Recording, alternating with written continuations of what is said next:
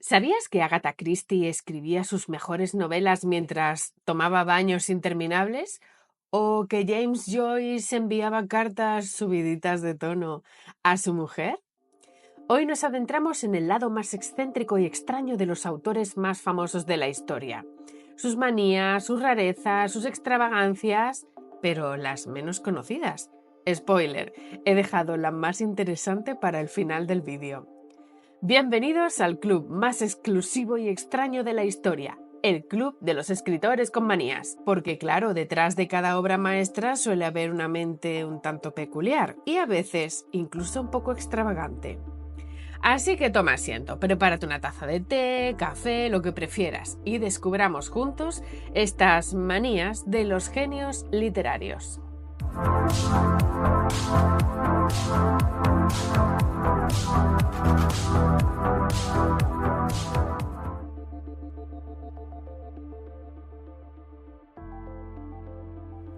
Empezamos con la reina del misterio, Agatha Christie.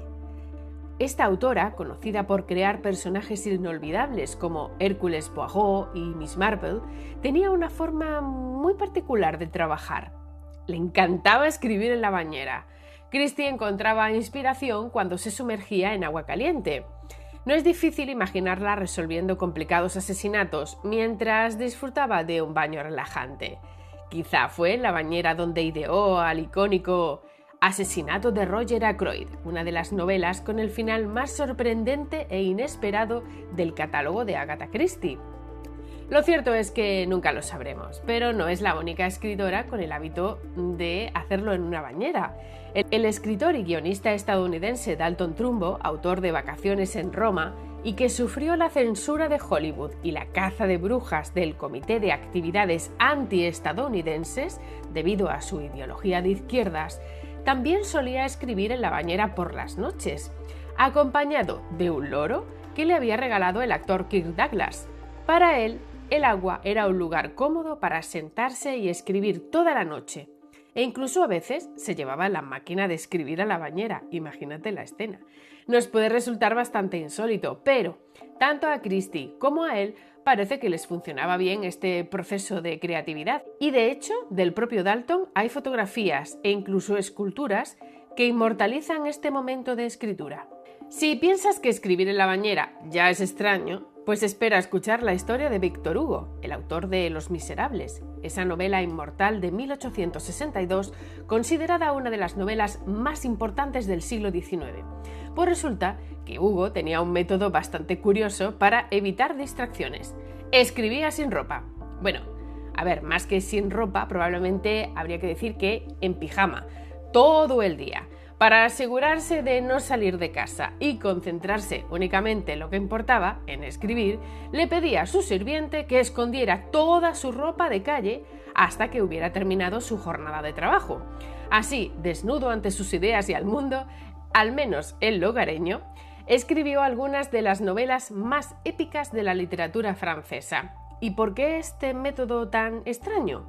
Al parecer, sufría de continuas sequías creativas y para luchar contra ese bloqueo de la página en blanco, ideó este plan de compromiso previo. Hasta que no termine de escribir, no me visto y no salgo a la calle. Que así se escriba y que así se cumpla. Ahora vamos con un estadounidense excéntrico como pocos, Truman Capote, autor de A Sangre Fría y creador del estilo de no ficción, caracterizado por narrar una historia o desarrollar un argumento a partir de hechos reales. Capote se autodenominaba un escritor completamente horizontal. ¿Y qué significaba esto? Pues que solo podía escribir acostado. Si algunos necesitan café, otros una bañera y algunos su lugar favorito para concentrarse, otros escritores, como Truman Capote, necesitaban trabajar acostados, ya fuese en el sofá o en la cama. Siempre trabajaba recostado con un cigarro en una mano y un café en la otra. En una entrevista concedida a The Paris Review, Truman Capote se delató de una forma sorprendente. Dijo: «Soy un autor completamente horizontal. No puedo pensar a menos que esté tumbado, ya sea en la cama o estirado en un sofá, con un cigarrillo y un café fuerte a mano. Tengo que estar fumando y bebiendo. A medida que avanza la tarde, paso del café al té de menta, al jerez y a los martinis. Marcel Proust también contaba que escribía acostado en su famosa cama de latón cuando su enfermedad le obligó a completar su obra En busca del tiempo perdido mientras estaba confinado en su dormitorio.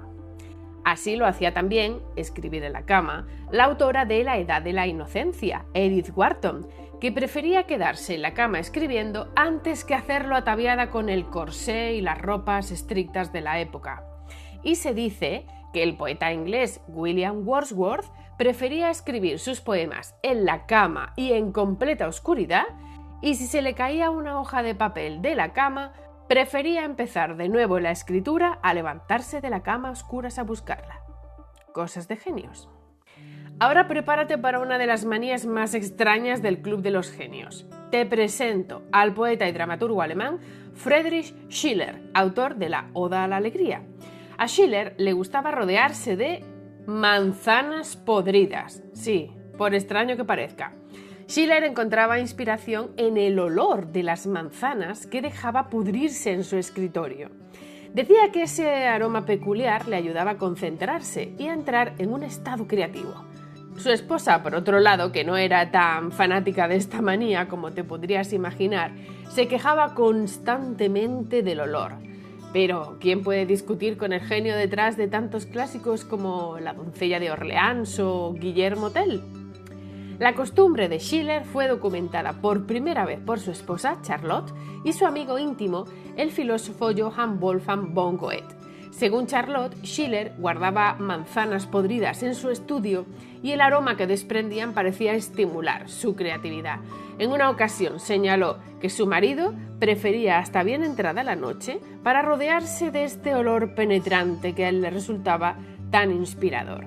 El propio Goethe confirmó esta anécdota y este peculiar detalle se ha convertido en parte de su leyenda y a menudo se cita como un ejemplo de las excentricidades de los personajes más creativos.